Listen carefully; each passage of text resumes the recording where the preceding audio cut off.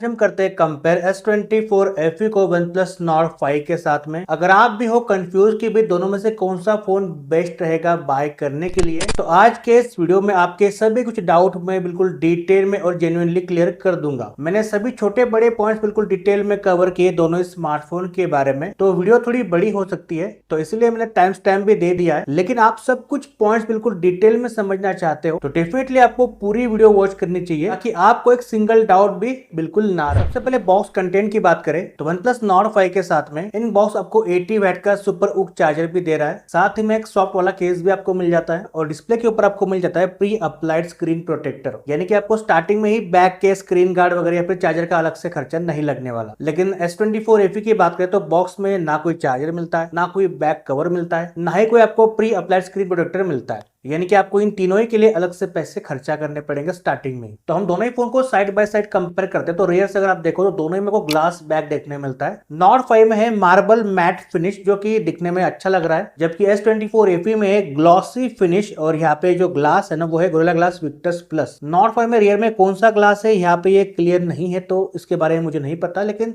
Samsung में Victus plus मिलता है। दोनों में ग्लास बैक तो है लेकिन जो फ्रेम है ना वो यहाँ पे मेटल की मिल जाती है S24 FE में, जबकि Nord 5 में प्लास्टिक की फ्रेम है। और दोनों के वेट की बात करें तो 211 ग्राम का वेट है Nord 5 का और 213 ग्राम का वेट है S24 FE का। थिकनेस भी दोनों के लगभग समान ही आपको देखने मिलती है। 8 mm की थिकनेस है S24 FE की और 8.1 mm की थिकनेस है Nord 5 की। तो दोनों ही फोन का वेट और थिकनेस लगभग समान है, लेकिन बात हम करें इन हैंड फील की तो वैसे दोनों ही की इन हैंड फील आपको अच्छी मिल जाती है। बट एक प्लस पॉइंट S24 FE को जाता है बिकॉज की यहाँ पे मेटल की फ्रेम है, तो metal frame plus glass back यहाँ पे आपको ज्यादा प्रीमियम इन हैंड फील मिल जाती है S24 FE के साथ। बात करें दोनों के लुक्स और डिजाइन की तो ये सब्जेक्टिव हो सकता है, लेकिन देखो यहाँ पे रियल से अगर देखा जाए तो यहाँ पे जो Nord 5 ना वो दिखने में भी अच्छा लग रहा है और हाथों में फील भी आपको अच्छा मिलता है बिकॉज की मार्बल फिनिश है। लेकिन यहाँ पे जो इसका वर्टिकल कैमरा मॉड्यूल है वो यहाँ पे थोड़ा सा गेम खराब कर रहा है, वो मुझे इतना पर्सनली पसंद नहीं आया। जबकि S24 FE में यहाँ पे आपको सेपरेट लेंसेस मिल जाती है और यहाँ पे सिंपल सा ग्लॉसी ग्लास बैक जो कि इसको एलिगेंट सा लुक देता है, तो यहाँ पे मुझे पर्सनली थोड़ा बेटर लगा S24 FE का लुक जो कि थोड़ा सा सटल टाइप का है। किसी किसी को Nord 5 का लुक भी अच्छा लग सकता है। अब दोनों ही फोन को हम बॉटम से देखते हैं तो यहाँ पे है प्राइमरी माइक्रोफोन स्पीकर ग्रिल्स और साथ में टाइप सी चार्जिंग पोर्ट है। और Nord 5 में आपको बॉटम में सिम कार्ड ट्रे मिल जाता है, S24 FE में सिम ट्रे आपको ऊपर मिल जाता है। अब यहाँ पे जो USB पोर्ट है ना वो S24 FE में है USB 3.2 Gen 1 का और Nord 5 के अंदर है USB 2.0 पोर्ट। तो यहाँ पे S24 FE थोड़ा बेटर निकल जाता है बिकॉज के यहाँ पे 3.2 Gen 1 है, तो जो डाटा ट्रांसफर स्पीड है ना वो आपको ज्यादा बेटर और फास्ट मिलेगी Nord 5 के मुकाबले में। और जो सिम ट्रे है ना दोनों ही में अगर आप देखो तो यहाँ पे आपको ड्यूअल नैनो सिम लगाने का ऑप्शन मिलता है, आप दो फिजिकल सिम लगा सकते हो, आप दोनों के अंदर मेमोरी कार्ड नहीं लगा सकते। बट S24 FE में आपको एक और ऑप्शन मिलता है जो कि ई सिम का, तो आप या तो दो सिम लगाओ फिजिकली या फिर आप एक फिजिकल या फिर एक ई सिम लगा सकते, जो कि Nord 5 में आपको ई सिम का सपोर्ट नहीं मिलता। अब देखो यहाँ पे दोनों में ड्यूअल स्पीकर एक बॉटम में एक टॉप में है। S24 FE में आपको डॉल्बी एटमॉस का सपोर्ट मिल जाता है, जबकि Nord 5 में आपको डॉल्बी एटमॉस नहीं मिलता है।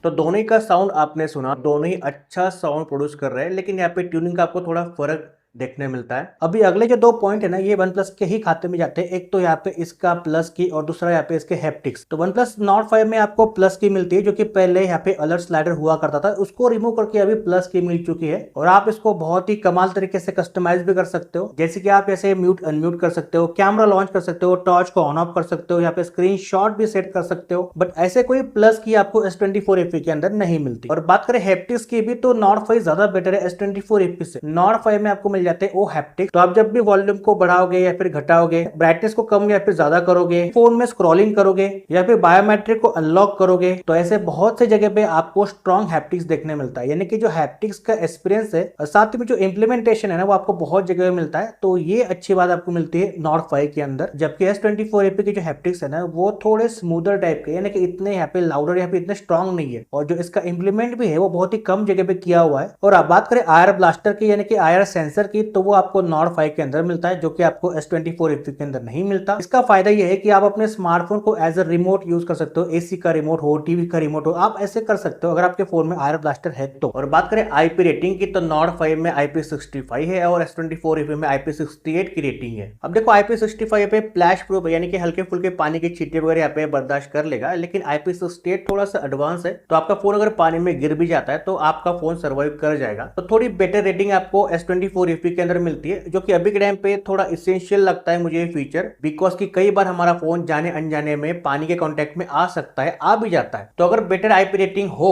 तो फोन के सर्वाइव होने के चांसेस थोड़े बढ़ जाते हैं। तो ज्यादा बेटर आईपी रेटिंग आपको S24 FE के अंदर मिलती है। नेक्स्ट टाइम बात करें डिस्प्ले की, तो दोनों का डिस्प्ले बड़ा है, लेकिन स्लाइटली थोड़ा बिगर डिस्प्ले है OnePlus Nord 5 का, जो कि 6.83 इंच का डिस्प्ले है, जबकि S24 FE का डिस्प्ले है 6.7 इंच का। और आप दोनों को ही साइड बाय साइड देखो तो जो Nord 5 का डिस्प्ले, इसके जो चिन बेजल से आपको बहुत ही कम देखने मिलते हैं, जबकि S24 FE में आपको थोड़े स्लाइटली बिगर बेजल्स देखने मिल जाते हैं। अब दोनों ही में आपको एमोलेड का ही डिस्प्ले मिलता है, लेकिन दोनों ही के नाम थोड़े अलग अलग है। जैसे कि S24 FE के अंदर है 2x डायनेमिक एमोलेड का फुल HD प्लस वाला पैनल। ये जो 2x डायनेमिक एमोलेड का पैनल है ना, ये इनके फ्लैगशिप फोन में ये लोग यूज करते हैं, जो कि बेटर क्वालिटी आपको मिल जाती है यहाँ पे इसके डिस्प्ले से। और Nord 5 में इस बार आपको थोड़ा बेटर क्वालिटी का पैनल मिलता है, जो कि स्विफ्ट एमोलेड, जो कि एक फुल HD प्लस 1.5 के डिस्प्ले। अब दोनों ही डिस्प्ले 120 हर्ट्ज के रिफ्रेश रेट को सपोर्ट करते हैं, लेकिन जो Nord 5 है ना, ये 144 हर्ट्ज को भी सपोर्ट करता है, लेकिन स्पेसिफिक गेमिंग के अंदर ही। जब भी आप गेमिंग करते हो तो आपको यहाँ पे फ्रेम बूस्ट करने का ऑप्शन मिलता है, तब यहाँ पे 144 हर्ट्ज के ऊपर काम करता है। नहीं तो यहाँ पे जनरली आप जो भी डेली यूज करते हो वहां पे Nord 5 120 हर्ट्ज के ऊपर ही काम करता है। ऐसे कोई भी फ्रेम बूस्ट करने का ऑप्शन आपको S24 FE के अंदर नहीं मिलता। और जो दोनों ही डिस्प्ले है ना, ये LTPO डिस्प्ले नहीं है, ये अडेप्टिव डिस्प्ले है।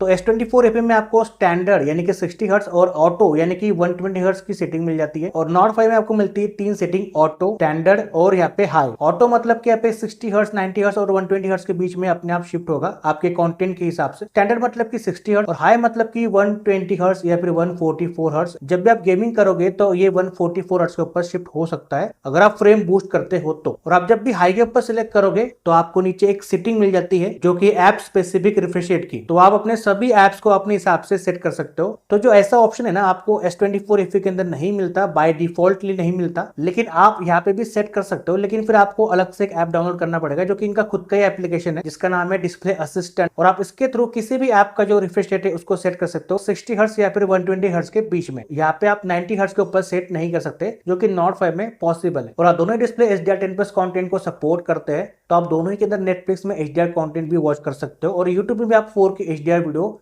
बिना लैग किए दोनों में बिल्कुल इजीली स्ट्रीम कर पाओगे। बात करिए पीक ब्राइटनेस की, तो Nord 5 में है 1800 निट्स की पीक ब्राइटनेस और S24 FE के अंदर है 1900 निट्स की पीक ब्राइटनेस। और जो HBM है Nord 5 का है 1400 निट्स का और S24 FE का है 1200 निट्स का HBM। तो मैं दोनों को ही कंपेयर किया, इंडोर भी और आउटडोर भी, तो दोनों ही सफिशिएंटली ब्राइट है। और बात करें ग्लास प्रोडक्शन की, तो S24 FE के डिस्प्ले के ऊपर आपको मिल जाता है Gorilla Glass Victus Plus का प्रोडक्शन, जबकि Nord 5 के डिस्प्ले पे आपको मिलता है Gorilla Glass 7i का प्रोडक्शन। तो यहाँ पे थोड़ा स्लाइटली बेटर प्रोडक्शन आपको मिलता है S24 FE के डिस्प्ले के ऊपर। बात करें एक्चुअल में डिस्प्ले क्वालिटी की, यानी कि हम जब भी इसमें कोई कंटेंट वॉच करते हैं तो कैसे यहाँ पे आपको मिलता है एक्सपीरियंस, वो हम यहाँ पे थोड़ा सा डिटेल में समझ लेते हैं। तो मैं जब भी यहाँ पे दोनों ही में बिल्कुल सेम कंटेंट ने सेम वीडियो को प्ले किया, S24 FE के डिस्प्ले में आपको थोड़ी येलो टिन देखने मिलती है और Nord 5 में आपको थोड़ी सी रेडिश टिन देखने मिलती है। आप यहाँ पे डिफरेंस देख ही सकते हो। वैसे दोनों ही डिस्प्ले ब्राइटर भी है, विविड भी है, बिकॉज के दोनों ही एमोलेड डिस्प्ले है, अच्छे क्वालिटी के डिस्प्ले है। लेकिन हम जब कंपेयर करते हैं तो Nord 5 थोड़ा स्लाइटली ब्राइटर है, थोड़ा ज्यादा विविड भी है और थोड़ी ज्यादा पंची कलर भी यहाँ पे शो करता है। यानी कि आप कंटेंट वॉचिंग करो या फिर आप इसके आइकॉन वगैरह देखो, यानी कि जो रेड है वो ज्यादा रेड हो जाएगा, जो येलो है वो ज्यादा येलो हो जाएगा, बिकॉज कि यहाँ पे आपको 1.5K का डिस्प्ले मिलता है। तो यहाँ पे ये थोड़ा ज्यादा विविड और थोड़ा ज्यादा शार्पर है S24 FE के डिस्प्ले से। तो स्लाइटली थोड़ा डिफरेंस मुझे देखने मिला। और Nord 5 के जो डिस्प्ले के चिन बेजल से वो भी आपको स्लाइटली थोड़े कम देखने मिलते हैं। तो स्लाइटली थोड़ा बेटर मैं बोल सकता हूँ Nord 5 के डिस्प्ले को, लेकिन जो ट्यूनिंग है ना मेरे हिसाब से S24 FE की बेटर है, बिकॉज की जो रेडिश टिंट है वो मुझे इतना बेटर नहीं लगा Nord 5 के अंदर। थोड़ा मुझे आंखों में दिक्कत फेस हुई, मुझे पर्सनली ऐसा लगा, क्योंकि मैं यूज्ड टू हो चुका हूँ S24 FE के डिस्प्ले को यूज करते हुए। तो मुझे यहाँ पे जो डिस्प्ले की टिंट है, जो येलो टिंट है, वो थोड़ी S24 FE की बेटर लगी। तो मुझे यहाँ पे थोड़ा बेटर डिस्प्ले यहाँ पे फील हो रहा है S24 FE का। वैसे यहाँ पे अगर हम स्पेक्स के हिसाब से देखें तो S24 FE से नॉर्ड 5 का डिस्प्ले स्लाइटली बेटर लगता है। बट आप दोनों ही के डिस्प्ले के कलर टोन को भी चेंज कर सकते हो। जैसे कि S24 FE में आपको दो सेटिंग मिलती है, विविड या फिर नेचुरल, और आप यहाँ पे विविडनेस स्लाइडर के थ्रू विविडनेस को कम या फिर ज्यादा भी कर सकते हो। और साथ में आपको कूल टोन या फिर वार्म टोन रखना है, ये भी आप यहाँ पे सिलेक्ट कर सकते हो। नॉर्ड 5 में आपको थोड़े ज्यादा ऑप्शन मिल जाते हैं, जैसे कि विविड का ऑप्शन भी है, इसके बाद है नेचुरल, उसके बाद है प्रो मोड में आप सिनेमैटिक और आप यहाँ पे ब्रिलियंट के ऊपर भी सेट कर सकते हो, और यहाँ पे भी आप वार्म या फिर कूल टोन को सेट कर सकते हो अपने अकॉर्डिंग। तो आपको लगता है कि डिस्प्ले ज्यादा कलरफुल या फिर ज्यादा विविड हो चुका है तो आप अपने हिसाब से सेटिंग कर सकते हो। और नॉर्ड 5 में आप स्क्रीन का रिजोल्यूशन भी सेट कर सकते हो। आपको यहाँ पे 3 सेटिंग मिलती है, ऑटो, बैलेंस और यहाँ पे हाई मतलब कि आपका डिस्प्ले ज्यादा शार्पर देखने में लगा, यानी कि आपका 1.5K यहाँ पे एक्टिवेट हो जाएगा, लेकिन बैटरी यहाँ पे ज्यादा कंज्यूम होगी। ऐसे कोई ऑप्शन आपको S24 FE के अंदर नहीं मिलता, ये by default full HD plus के ऊपर ही सेट रहता है S24 FE। नेक्स्ट हम बात करें दोनों ही स्मार्टफोन के बायोमेट्रिक सेंसर के बारे में, तो दोनों ही में आपको optical in display biometric sensor देखने मिलता है। दोनों की आपको प्लेसमेंट नीचे बाजू देखने मिलती है। नॉर्ड 5 की थोड़ी और ज्यादा नीचे है, लेकिन यहाँ पे जो एक्यूरेसी है और जो स्पीड है वो आपको नॉर्ड 5 के बायोमेट्रिक में ज्यादा बेटर मिलती है, और इसका जो एनिमेशन अनलॉक होने का वो भी बिल्कुल फास्ट है। लेकिन बात हम करें S24 FE की, तो भाई देखो यहाँ पे क्या है ना कि जब तक यहाँ पे इसका स्क्रीन गार्ड नहीं है तो यहाँ पे सही से हो जाता है रजिस्टर भी, और यहाँ पे अनलॉक भी ठीक ठाक हो जाता है। लेकिन आप जैसे इसके ऊपर यहाँ पे स्क्रीन गार्ड लगवा लेते हो तो यहाँ पे ये दिक्कत देता है रजिस्टर करने के लिए भी। तो आपको इसके लिए सबसे पहले जाना होगा डिस्प्ले सेटिंग में, आपको यहाँ पे ऑन करना होगा टच सेंसिटिव वाले ऑप्शन को, उसके बाद में आपको करना होगा यहाँ पे रजिस्टर, तो यहाँ पे ये फिर हो जाता है सही से रजिस्टर। तो हम अगर दोनों ही के बायोमेट्रिक को कंपेयर करते हैं तो ज्यादा फास्ट, ज्यादा एक्यूरेट और ज्यादा बेटर एनिमेशन आपको नॉर्ड 5 के बायोमेट्रिक में मिलते हैं, जबकि S24 FE भी सही काम करता है, लेकिन यहाँ पे उतना फास्ट और उतना एक्यूरेट नहीं है जैसे कि नॉर्ड 5 का बायोमेट्रिक है। नेक्स्ट हम बात करें बैटरी के बारे में, तो यहाँ पे ह्यूज डिफरेंस है दोनों ही स्मार्टफोन के बीच में, बिकॉज के S24 FE में आपको मिल जाती है 4700 mAh की बैटरी, और बॉक्स में आपको कोई भी चार्जर नहीं मिलता।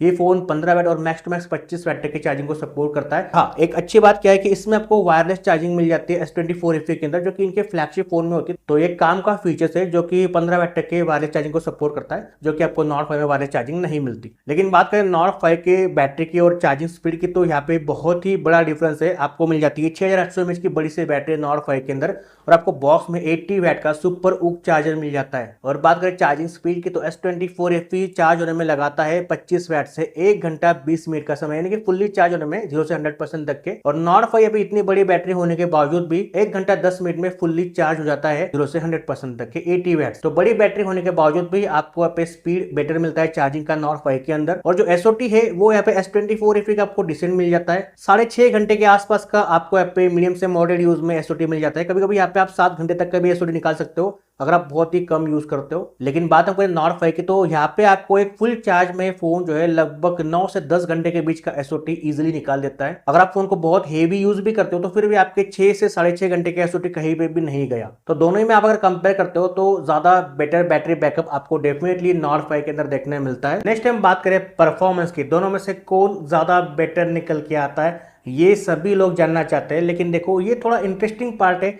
मुझे भी लगा था कि एक्सिनोस थोड़ा पीछे रहेगा, स्नैपड्रैगन आगे रहने वाला है, ऐसे आपको भी लग सकता है, लेकिन थोड़ा उल्टा मामला है। अब देखो दोनों ही 4nm वाले चिपसेट है, लेकिन बात हम करें AnTuTu स्कोर की, तो यहाँ पे थोड़ा स्लाइटली बेटर निकल के आता है स्कोर एक्सिनोस 2400E का। लेकिन फिर मैंने इसको बिल्कुल डिटेल में टेस्ट करना स्टार्ट किया तो Geekbench GPU स्कोर आपको डेफिनेटली बेटर मिल जाते हैं S24 FE के अंदर। CPU स्कोर भी स्लाइटली बेटर मिल जाते हैं S24 FE के अंदर। और बात हम करें CPU थ्रोटलिंग टेस्ट की, तो यहाँ पे स्लाइटली थोड़ा स्टेबल ग्राफ आपको जो है नॉर्ड 5 का देखने मिल रहा है, लेकिन जो मैक्स परफॉर्मेंस है वो आपको डेफिनेटली S24 FE की बेटर मिल रही है। और उसके बाद मैंने दोनों ही स्मार्टफोन में काइनमास्टर को डाउनलोड किया, सेम क्लिप को यहाँ पे एक्सपोर्ट किया, तो फर्स्ट राउंड के अंदर विनर था S24 FE, जल्दी इसे रेंडर कर लिया। फिर मैंने बाद में ऑन कर दिया नॉर्ड 5 में परफॉर्मेंस मोड को, और फिर से अगेन टेस्ट किया तो अगेन विनर रहा S24 FE रेंडरिंग के मामले में। यानी कुल मिला के देखा जाए तो पावर के मामले में एक्सिनोस 2400E जो है वो ज्यादा बेटर परफॉर्म कर रहा है ATES Gen 3 के मुकाबले में, जो कि मैं भी यहाँ पे शॉकिंग था। और जब मैं दोनों ही में एप्स को ओपन किया तो कई बार यहाँ पे S24 FE जल्दी एप्स को लोड कर रहा था, तो ये भी थोड़ा मुझे इंटरेस्टिंग चीज देखने मिली S24 FE को लेकर के। वैसे दोनों ही में आपको LPDDR5 की रैम देखने मिलती है,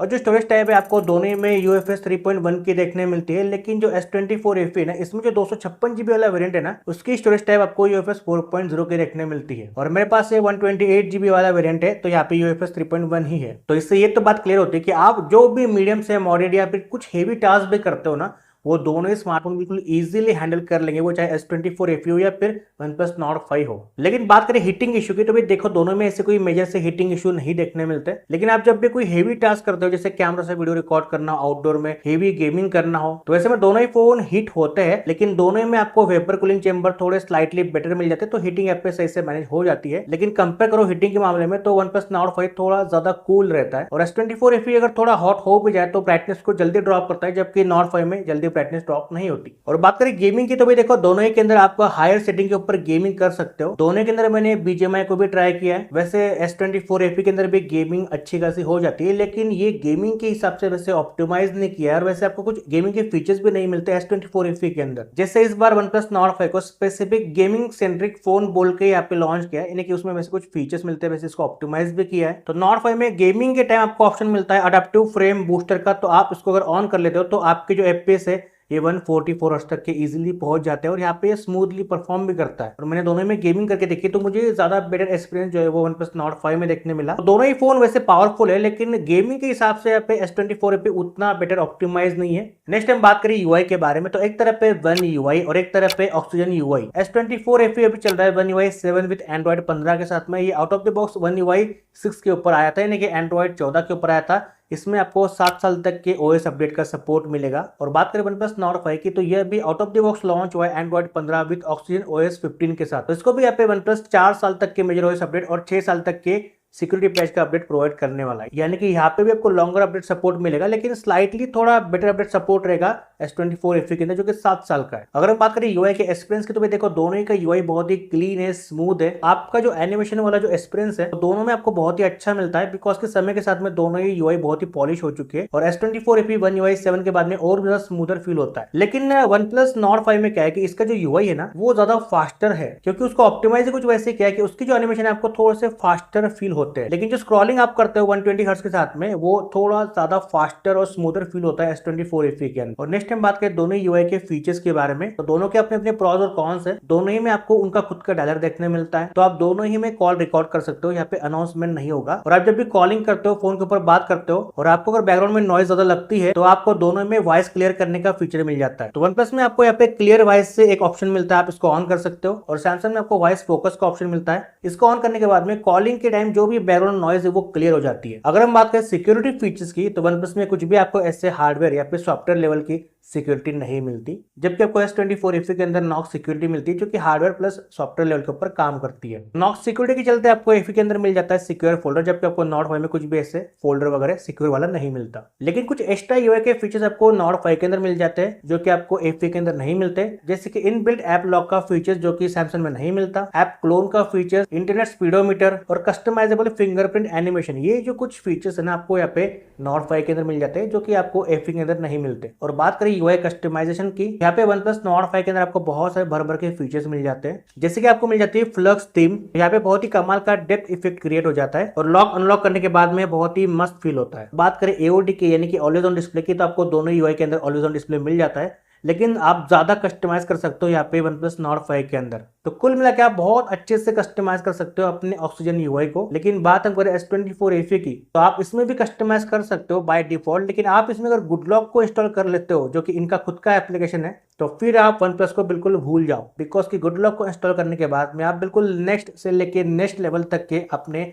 S24 FE को कस्टमाइज कर सकते हो। और बात हम करें दोनों ही के AI फीचर्स की, तो आपको दोनों ही में AI के फीचर्स मिल जाते हैं, जैसे कि Nord 5 में आपको मिल जाता है फोटो को एडिट करने के लिए AI एडिटर, तो आप अपने फोटो को इससे AI कंपोज कर सकते हो, बैकग्राउंड में किसी भी ऑब्जेक्ट को इरेज कर सकते हो, अपने फोटो के अंदर डिटेल को बूस्ट कर सकते हो, ब्लर फोटो को अनब्लर कर सकते हो, और साथ में कॉलिंग करने के टाइम पे आपको यहाँ पे मिल जाता है कॉल असिस्टेंट का ऑप्शन, तो यहाँ पे कॉल समरी और ट्रांसलेट कॉल का भी ऑप्शन मिल जाता है, और यहाँ पे AI वॉइस क्रैप भी मिल जाता है, और प्लस की का यूज करके आप यहाँ पे माइंड स्पेस का भी यूज कर सकते हो। तो यहाँ पे जो यूजफुल AI के फीचर्स है आपको Nord 5 के अंदर मिल जाते हैं। और बात करें S24 FE के AI फीचर्स की, तो यहाँ पे थोड़े ज्यादा बेटर और थोड़े एडवांस AI के फीचर्स मिल जाते हैं, जैसे कि जनरेटिव एडिट है, उसके बाद में स्केच टू इमेज है, तो आप अपने फोटो में कुछ भी स्केच करते हो तो वैसे कुछ यहाँ पे 3D AI के थ्रू ये बना देता है। और साथ में बैकग्राउंड को इरेज करना, साथ में कॉल असिस्ट हो, राइटिंग असिस्ट हो, इंटरप्रीटर वगैरह हो, और या फिर ऑडियो इरेजर हो, यानी कि आप जो भी वीडियो रिकॉर्ड करोगे उसके बैकग्राउंड में जो भी नॉइज वगैरह आप उसको रिमूव कर सकते हो। तो ऐसे कुछ काम के और कमाल के जो फीचर्स है AI के, वो थोड़े एडवांस आपको S24 FE के UI में देखने मिल जाते हैं। लेकिन जो मेन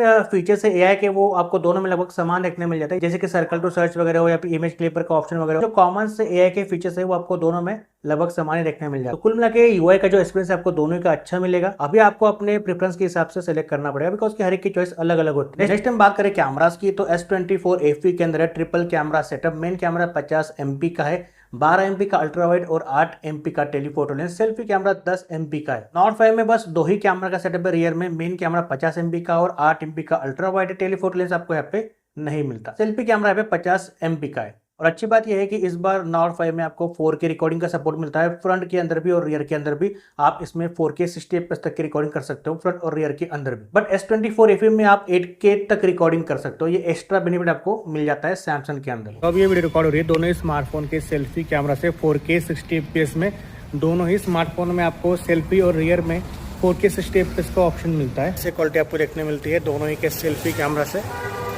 तो डिटेल्स हो, स्किन का कलर टोन हो, सैचुरेशन हो या फिर हो डायनामिक रेंज वगैरह, किसकी आपको बेटर देखने मिल रही है आप यहाँ पे खुद से जज कर सकते हो। ये देखिए, तो कुछ ऐसे क्वालिटी आपको यहाँ पे इसके सेल्फी से देखने मिल रही है। ओके,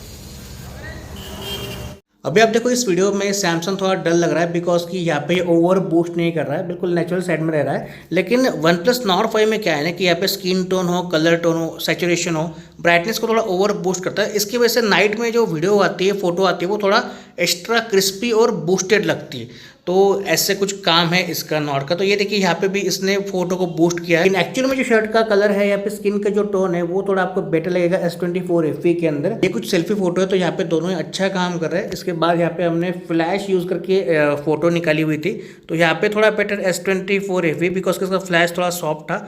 ये वीडियो है नाइट में, तो यहाँ पे आप देखो दोनों वीडियो अच्छे आ रहे, लेकिन फिर भी आप देखो ध्यान से Nord 5 में इसने थोड़ा ओवर बूस्ट ही किया है। अब यहाँ पे भी देखो तो इसने अननेसेसरी ब्राइटनेस को बढ़ाया। तो यहाँ पे देखो स्किन का जो कलर है, यहाँ पे शर्ट का जो कलर है, यहाँ पे थोड़ा डिटेल वगैरह आपको सैमसंग में देखने मिलेगी, जबकि OnePlus में यहाँ पे थोड़ा सा ज़्यादा ओवर बूस्ट है। कभी कभार यहाँ पे अच्छा लग भी जाता है फोटो दिखने में, लेकिन एक्चुअल में सैमसंग थोड़ा बेटर लगता है। अब देखो यहाँ पे फोटो अच्छी लग रही है Nord 5 की। अभी Nord 5 की नॉर्मली 2x फोटो है, लेकिन S24 FE की 3x टेलीफोटो लेंस के ऊपर मैंने फोटो क्लिक की, तो यहाँ पे बेटर डिटेल्स आपको S24 FE में देखने मिल जाती है।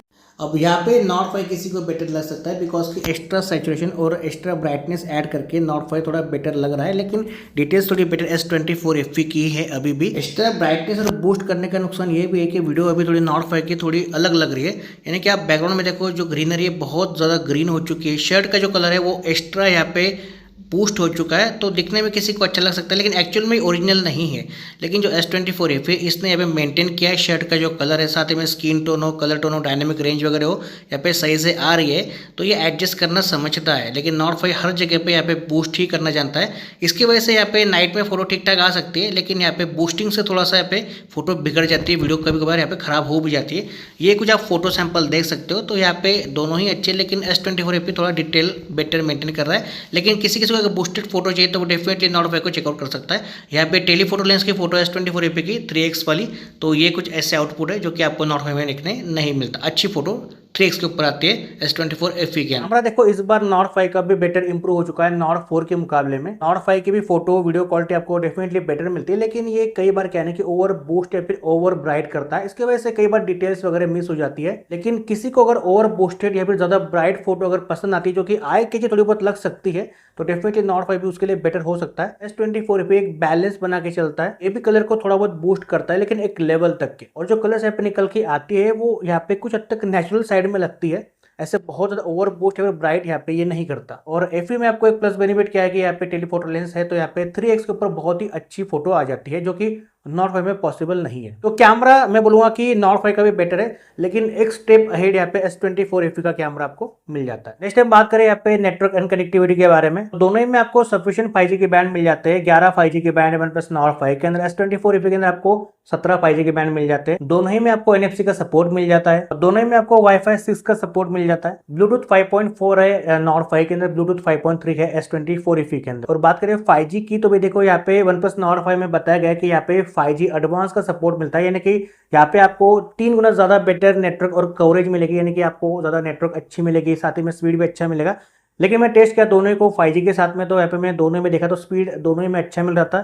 थोड़ा स्टार्टिंग में बूस्ट यहाँ पे Nord 5 ने पकड़ा, लेकिन यहाँ पे ओवरऑल देखा जाए तो OnePlus Nord 5 हो या फिर S24 FE हो, 5G के ऊपर आपको दोनों के अंदर स्पीड अच्छा मिल जाता है, नेटवर्क भी आपको दोनों के अच्छे मिल जाते हैं। कुल मिला के जो कुछ मेरा एक्सपीरियंस था दोनों ही स्मार्टफोन को यूज करने का, मैंने आपको बिल्कुल डिटेल में शेयर कर दिया है। अभी आपको अपने सोच के हिसाब से, अपने समझ के हिसाब से, अपने प्रायोरिटी के हिसाब से दोनों में से किसी एक को चूज करना है। अगर आप अभी भी कंफ्यूज हो कि भी कौन सा स्मार्टफोन बेटर रहेगा दोनों में से, तो आपको एक फाइनल में वर्डिक्ट दे दूं तो देखो, अगर आप 30 से 35 हजार रुपए खर्चा करना चाहते हो इन दोनों में से किसी एक के ऊपर, तो आपको इतने पैसे खर्चा करने के बाद में अगर बेटर आईपी रेटिंग मिल जाती है, साथ ही मेटल के फ्रेम और विक्टर्स प्लस फ्रंट और रियर में आपको मिल जाता है, तो बिल्ड क्वालिटी आप पे सॉलिड हो जाती है। यूएसबी 3.2 Gen 1 अगर आपको पोर्ट मिल जाता है, यानी कि आप अगर डाटा ट्रांसफर बहुत ज्यादा करते हो लैपटॉप से मोबाइल में, मोबाइल से लैपटॉप में वगैरह एसएसडी का यूज वगैरह करते हो, तो अगर आपको डाटा ट्रांसफर अगर बहुत ज्यादा करना है मेरे जैसे, तो यहाँ पे स्पीड आपको अगर ज्यादा बेटर चाहिए। और साथ ही में अगर आप यहाँ पे सिक्योरिटी से थोड़ा कंसर्न रखते हो, यानी कि नॉक सिक्योरिटी अगर आपको चाहिए, साथ ही में आपको लॉन्गर अपडेट सपोर्ट चाहिए 7 साल तक का, प्लस बेटर एआई के फीचर्स और गुड लॉक का सपोर्ट भी, यानी कि आप बहुत हद तक कस्टमाइज कर सकते हो अपने स्मार्टफोन को। और यहाँ पे परफॉर्मेंस भी आपको अच्छी मिल जाती है Exynos 2400E के साथ। तो कुल मिला के यहाँ पे S24 FE एक बेटर पैकेज बन जाता है। लेकिन अभी के टाइम पे ये जो है ना 8/128 आपको मिलेगा 35,000 के बजट में। और आप यहाँ पे अगर लेने जाते हो 256 GB वाला वेरिएंट, तो आपको 40,000 से लेके 42 के आसपास मिलेगा। अगर आप थोड़ा वेट करोगे तो बीबीडी सेल में आपको यही फोन अंडर 30 के देखने मिलेगा। बात करें नॉट 5 की, तो ये किसके लिए बेटर रहेगा, तो भाई देखो, सबसे पहले बात की अभी ये जो मिल रहा है ना 8 GB रैम 256 वाला वेरिएंट नॉट 5 में आपको मिलेगा 32,000 में, और यहाँ पे 2,000 का डिस्काउंट भी है, कार्ड डिस्काउंट, तो आपको मिलेगा ये 30,000 में। ओके, और आप अगर S24 FE लेते हो 256 वाला वेरिएंट, तो आपको मिलेगा अभी के टाइम पे 40 से लेके 42 के आसपास, जो कि 10,000 रुपए एक्स्ट्रा महंगा है नॉट 5 से अभी के टाइम पे। आप अगर सेल में लेते हो तो फिर आप पे थोड़े इक्वली हो जाते हैं, लेकिन अभी यहाँ पे नॉट 5 थोड़ा बेटर डील प्रोवाइड कर रहा है स्पेस के हिसाब से, नहीं स्टोरेज के हिसाब से। तो ये पहला पॉइंट हुआ। और यहाँ पे दूसरा जो प्रायोरिटी है वो अगर बैटरी हो अगर किसी की, तो आपको यहाँ पे बड़ी बैटरी मिल जाती है 6800 mAh की, जो कि आपको लगभग 9-10 घंटे के ऊपर का ये सूटी निकाल देती है इजीली। और यहाँ पे बॉक्स में आपको चार्जर मिल जाता है, आपको अलग से बाय नहीं करना पड़ता। थर्ड प्रायोरिटी है इसी बजट में OnePlus का गेमिंग स्मार्टफोन चेकआउट करना। वैसे इस बजट में आपको बहुत से और भी गेमिंग स्मार्टफोन मिल जाते हैं, लेकिन आपको अगर OnePlus ही चाहिए तो आपको यहाँ पे ज्यादा बेटर फीचर्स और बेटर ऑप्टिमाइजेशन मिल जाती है 8 Gen 3 के साथ। अगर आपको हैप्टिक्स का एक्सपीरियंस भी ज्यादा बेटर चाहिए, और साथ में कुछ ऐसे फीचर्स जो कि आपको सैमसंग के यूआई में नहीं मिलते, जैसे कि ऐप लॉक हो, ऐसे कुछ फीचर्स आपको देखने मिलते हैं नॉट 5 के अंदर। अगर आपको ये चीजें अगर चाहिए तो डेफिनेटली फिर नॉट 5 आपके लिए एक बेटर डील बन सकता है। तो वही बात है कि आपको थोड़ा सोच समझ के अपने प्रायोरिटी के हिसाब से चेकआउट करना है। मैंने आपको सब कुछ बताया, अभी डिटेल में एक्सप्लेन कर दी है। अगर आपको ये वीडियो अच्छी लगी हो, इन्फॉर्मेटिव लगी हो, इससे आपकी थोड़ी बहुत भी हेल्प हुई हो, तो आप वीडियो को लाइक करो, साथ ही में सब्सक्राइब भी कर देना, बिकॉज कि ऐसे वीडियोस बनाने के लिए बहुत ज्यादा मेहनत और टाइम लगता है। तो आपका एक अप्रिसिएशन हमें ऐसे वीडियोस बनाने के लिए आगे बिल्कुल मोटिवेट करते था। तो प्लीज वीडियो को लाइक और सब्सक्राइब करना मत भूलना। Bye bye.